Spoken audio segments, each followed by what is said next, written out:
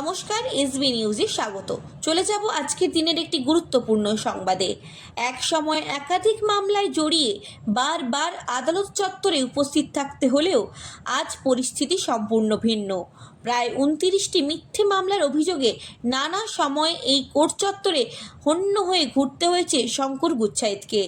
আজ সেই তিনি মেদিনীপুর বিধানসভা কেন্দ্রের বিজেপির মনোনীত প্রার্থী হিসেবে আত্মপ্রকাশ করেছেন।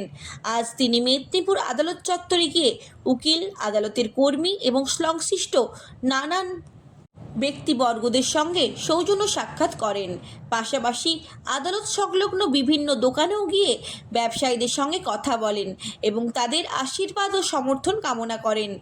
এই সফরে শঙ্কর গুচ্ছাইত জানান, অতীতে যে অভিজ্ঞতার মধ্যে দিয়ে তিনি গিয়েছেন তা তাকে আবারও শক্তিশালী করেছেন। সাধারণ মানুষের পাশে থেকে কাজ করার অঙ্গীকারও তিনি করেন। আসন্ন বিধানসভা নির্বাচনকে সামনে রেখে তার এই পদক্ষেপ রাজনৈতিক মহলে যথেষ্ট তাৎপর্যপূর্ণ বলে মনে করা হচ্ছে।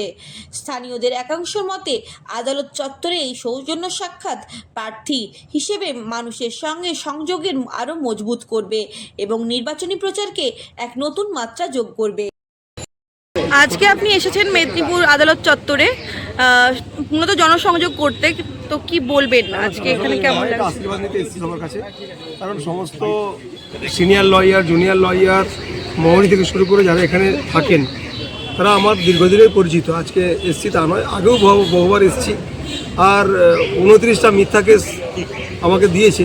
আমি C7 আমি অলরেডি কমিশনকে জানিয়েছি। 29টা মিথ্যা কেস দেওয়ার সুবাদে এখানে অনেকবার আসতে হয়েছে, মাঝে মাঝে আসতে হয়। কিন্তু সবাই পরিচিত, সবাই আমাদের পরিবারের সদস্য। সিনিয়র সমস্ত লয়াররা আছে, জুনিয়র লয়ার সবাই আছেন।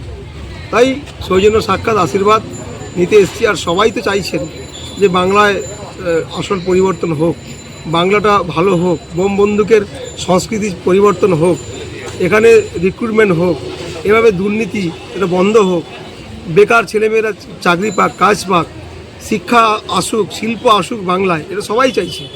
তাই দেখা করতে এলাম, সৌজন্য সাক্ষাৎ করলাম, আশীর্বাদ নিচ্ছি সবার কাছে গিয়ে। প্রার্থী এখানে এসেছে আপনাদের সবার আশীর্বাদ নিতে, কেমন লাগছে?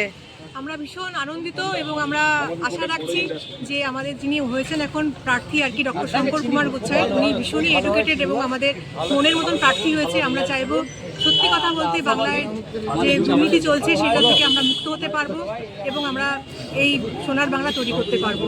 আমাদের সকলের একটা আশা আছে, প্রত্যাশা আছে এবং আমরা জনগণের কাছ থেকে এবং সকলের কাছ থেকে ভীষণ ভালো রেসপন্সও পাচ্ছি যে এবারে সত্যি কথা বলতে আমরা একটা সোনার বাংলা তৈরি করতে পারবো। এই আশা নিয়েই আমরা নরেন্দ্র মোদীজির যেটা স্বপ্ন সেটা আমরা সফলায়িত করতে পারবো।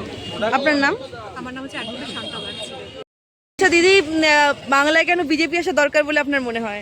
বাংলায় যেভাবে শিক্ষা, স্বাস্থ্য, দুর্নীতি সব দিক ভেঙে পড়েছে, আইন শৃঙ্খলা সব দিক ভেঙে পড়েছে, সেখানে বিজেপি আসা দরকার, পাল্টানো দরকার। এই সরকার না হলে তো ভবিষ্যতে সমস্ত ছাত্র